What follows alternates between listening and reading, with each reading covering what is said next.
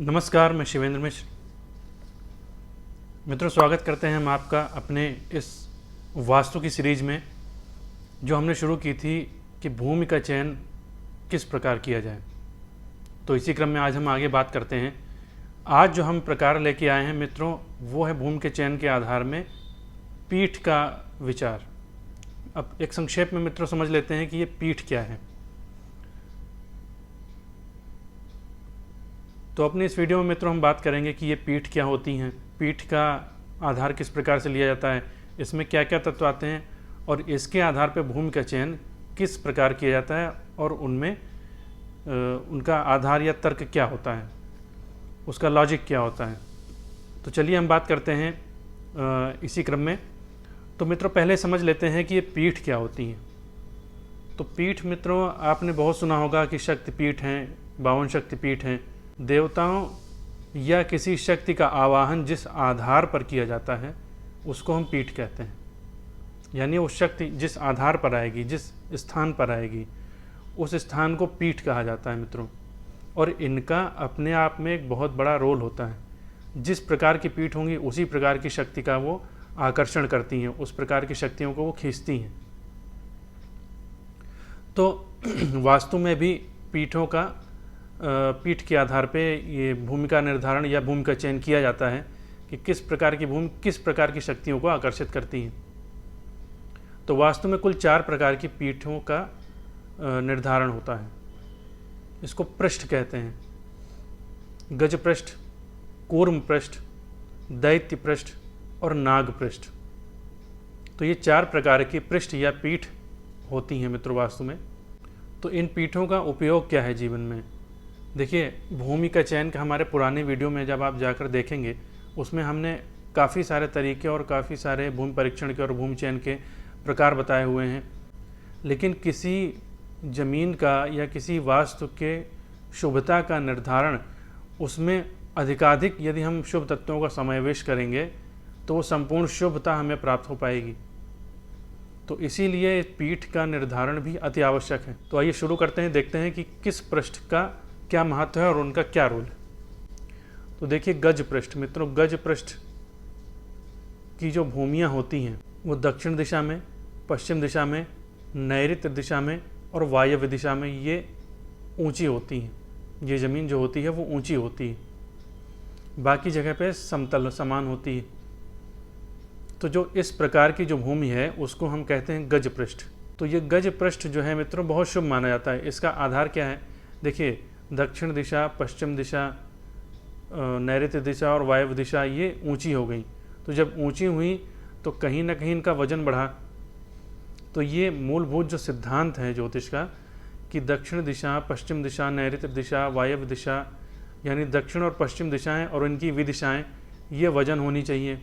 पूर्व दिशा, उत्तर दिशा हल्की होनी चाहिए। तो ये शुभ वास्तु होता है।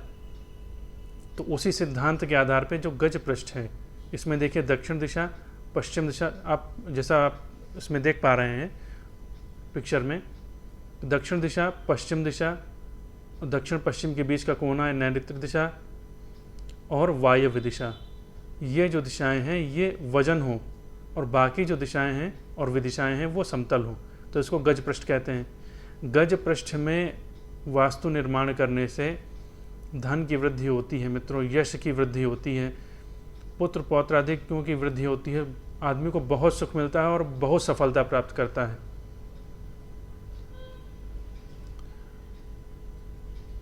ये भूमि सभी प्रकार के कार्यों में, ये जो पृष्ठ है ये सभी प्रकार के कार्यों में काम करता है।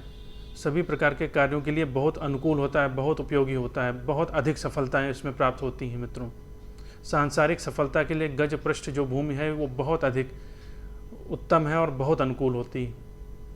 तो प्रयास, विशेष प्रयास यही करना चाहिए कि गज पृष्ठ भूमि ही हमें मिल जाए। इसके अतिरिक्त जो दूसरा है वो है कूर्म पृष्ठ। कूर्म पृष्ठ मतलब कछुआ, कूर्म कहते हैं कछुए को, कच्छप पीठ। तो ये जो वास्तु होता है, जो कच्छप पीठ होती है या कूर्म पृष्ठ होता है, कूर्म पीठ होती है, ये किस प्रकार होगी। ये बीच में उभरी हुई होती है, बीच में थोड़ा उठा होता है, स्थान विशेष रूप से थोड़ा उठा हुआ होता है। और बाकी सब दिशाओं और विदिशाओं में ढाल होता है। जैसे कछुआ होता नहीं, बीच में उठा होता है, बाकी सब तरफ ढाल होता है, तो वैसे ही होती है कूर्म पृष्ठ। तो ये दिशा, ये जो आपकी पीठ है, ये भी वास्तु में धन के लिए, वैभव के लिए, अधिकार के लिए, राज सम्मान के लिए बहुत शुभ होती है। लेकिन एक विशेष तत्व इसमें होता है मित्रों कि ये मंदिर स्थापना के लिए, देव स्थापना के लिए, तांत्रिक कर्मों के लिए, तंत्र पीठ का निर्माण करना चाहते हैं तो ये पीठ सर्वोत्तम होती है, कूर्म पृष्ठ। शायद आपको पता भी होगा कि ये जो दक्षिणेश्वर का जो काली मंदिर है, ये कूर्म पृष्ठ पे मित्रों मंदिर पूरा बना हुआ है। ये इसीलिए इतना यह स्थान जागृत है और इतना सिद्ध है। तांत्रिक विधि से मंदिर का स्थापना हुई है और वो भी कूर्म पृष्ठ पे, जो तंत्र के लिए सर्वोत्तम स्थान माना जाता है। तो ऐसी जगहों पे देव स्थापना करने से बहुत अधिक लाभ मिलता है, आध्यात्मिक जीवन में बहुत अधिक लाभ मिलता है। इसके अतिरिक्त राज वैभव, राज सम्मान, अधिकार प्राप्ति, इन सब चीज़ों के लिए भी कूर्म पृष्ठ बहुत अधिक लाभकारी होता है। तो हमने देखा गज पृष्ठ और कूर्म पृष्ठ।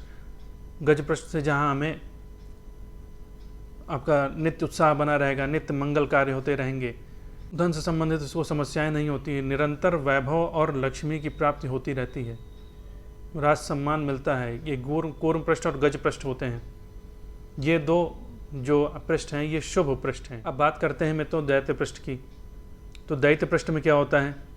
तो दैत्य पृष्ठ में पूर्व दिशा, ईशान दिशा और आग्नेय दिशा, यानी पूर्व और पूर्व दिशा की जो विदिशाएं होती हैं, यानी ईस्ट, नॉर्थ ईस्ट और साउथ ईस्ट, ये पूरा जो क्षेत्र है ये उठा हुआ होता है।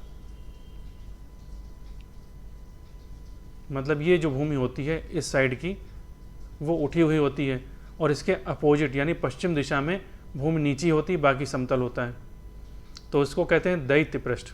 तो जैसा नाम से ही आप समझ रहे हैं कि दैत्य पृष्ठ, तो मतलब यहाँ नित्य कलह होगी, निरंतर झगड़े टंटे सब बने रहेंगे, मुकदमेबाजी, तमाम परेशानियाँ, रोग, कर्ज, समस्याएं, तमाम चीज़ें इसमें आती हैं। संतान में वृद्धि नहीं होती है, धन में वृद्धि नहीं होती, धन का उल्टा निरंतर नाश होता रहता है, अकाल मृत्यु की संभावनाएं बनी रहती हैं, प्रेत बाधा की संभावना बनी रहती है, जैसा कि नाम से ही स्पष्ट है। तो इसका कारण क्या हुआ? जो अभी हमने जैसे पहले बताया कि जो दिशाएं हल्की होनी चाहिए थी वो दिशाएं यहाँ पे ऊंची हो गई, यानी वजन हो गई, और जो दिशा यानी पश्चिम दिशा वजन होनी चाहिए थी वहाँ पे वो नीचा स्थान हो गया, यानी वो हल्का पड़ गया। तो अपोजिट वास्तु हो गया ना। तो इसके कारण क्या है कि तमाम मानसिक परेशानियाँ, मानसिक समस्याएं, पागलपन, रोग, कलह, घर में अशांति बनी रहना, धन का निरंतर नाश होते रहना, आदमी का कर्ज में डूबते रहना, डिप्रेशन की समस्याएं बन जाना, इस तरह की जो तमाम समस्याएं, सबसे बड़ी समस्या है कि मृत्यु की संभावना बनी रहती है, अकाल मृत्यु और प्रेत बाधा की। तो इस तरह के वास्तु का बिल्कुल भी त्याग करें। अब हम बात करते हैं मित्रों नाग पृष्ठ की। तो नाग पृष्ठ में क्या होता है कि पूर्व और पश्चिम का जो एरिया होता है ये बहुत विस्तीर्ण होता है, बहुत लंबा होता है। मतलब पूरब पश्चिम लंबाई इसकी बहुत ज़्यादा होती है, और उत्तर दक्षिण का जो स्थान होता है वो उठा हुआ होता है, वो ऊंचा होता है, यानी बीच में थोड़ा जैसे गड्ढे वाली स्थिति आ जाती है, जैसे नदियाँ पहाड़ों के बीच से जब निकलती हैं तो उस तरह का कुछ एक वास्तु बनता है। तो यहाँ पे क्या हुआ देखिए कि दक्षिण दिशा तो ऊंची उठी, लेकिन साथ में उत्तर दिशा भी ऊंची उठ गई। तो यहाँ पे क्या हुआ कि जो वास्तु है वो भंग हो गया। साथ में जो ब्रह्म स्थान है, जो केंद्र स्थान है, जैसे हमने देखा कि कूर्म पीठ में या कूर्म पृष्ठ में कि मध्य ब्रह्म स्थान उठा हुआ था, यहाँ पे इसका ठीक अपोजिट हो गया, ब्रह्म स्थान नीचे चला गया। तो यह हो गया नाग पृष्ठ। जैसे सांप होते हैं ना एकदम लंबा सा, वैसे ही इस भूमि का भी आकार हो जाता है, और केंद्र स्थान दबा हुआ होता है। तो क्या होता है नाग पृष्ठ। यानी संतान में बाधाएं निरंतर रहेंगी। शत्रु भय निरंतर बना रहेगा, शत्रु से हानि की संभावना निरंतर बनी रहेगी, शत्रु से विवाद, कोई दूसरा इस प्रॉपर्टी पे कब्जा कर ले, इस तरह की संभावनाएं ये बनी रहती हैं। निरंतर कलह बनी रहती, मनमुटाव बना रहता है, निरंतर मन में क्रोध बना रहता है, आपसी कलह बनी रहती हैं, धन नाश होता है, शत्रु का भय बहुत अधिक होता है। ऐसी भूमि पे निरंतर उच्चाटन की स्थिति बनी रहती है कि घर छोड़ के चले जाएं या अपना स्थान छोड़ के कहीं चले जाएं। ऐसे इस वास्तु पे रहने वाले का मन उचाट हो जाता है, पागलपन की स्थिति तक पहुंच जाता है। मृत्यु की संभावना, जो गृहपति होगा यानी गृह स्वामी होगा, उसकी मृत्यु की संभावना निरंतर बनी रहेगी। तो ये जो दैत्य पृष्ठ और नाग पृष्ठ हैं, इनका तो बिल्कुल त्याग कर देना चाहिए। और कूर्म पृष्ठ और गज पृष्ठ भूमियाँ अत्यंत शुभ होती हैं, इनको ग्रहण करना चाहिए। अब यहाँ एक प्रश्न ये हो सकता है कि जैसे ज़मीन मान लीजिए अगर उठी हुई है तो उसको बराबर भी किया जा सकता है। जी हाँ, बिल्कुल बराबर किया जा सकता है। मुख्य रूप से इसमें जो आवश्यक तत्व हैं, जो इनके पीछे का जो लॉजिक है वो ये है कि ढाल किधर हो भूमि की। जैसे हमने गज पृष्ठ में देखा कि भूमि की जो ढाल है वो उत्तर और पूर्व दिशा की ओर है। जल जब बहेगा तो पूरब और उत्तर दिशा में बहेगा। दैत्य पृष्ठ में जो जल बह रहा है ये आपके दक्षिण और पश्चिम दिशा की तरफ बह रहा है। पूरब दिशा और पूर्व दिशा की विदिशाएं, उत्तर दिशा और उत्तर दिशा की विदिशाएं ये हल्की होनी चाहिए। तो जहाँ हल्का होना चाहिए वहाँ पे अगर वजन हो जाएगा तो वास्तु भंग हो जाएगा, जहाँ पे वजन होना चाहिए वहाँ पे हल्का कर दिया तो वास्तु भंग हो जाएगा। यही इन पृष्ठों का मूलभूत सिद्धांत है। तो इसी के अनुसार यदि हम गृह निर्माण के लिए भूमि का चयन करते हैं तो ये अनुकूलता और अधिक बढ़ा देती है उस वास्तु की, क्योंकि पीठ होती हैं ये उस प्रकार की शक्तियों का खींचती हैं उस स्थान पे। तो इस प्रकार से हम देखते हैं मित्रों कि ये पृष्ठ का और पीठ का जो निर्धारण है ये किस प्रकार से वास्तु में काम करता है और इसका क्या महत्व है।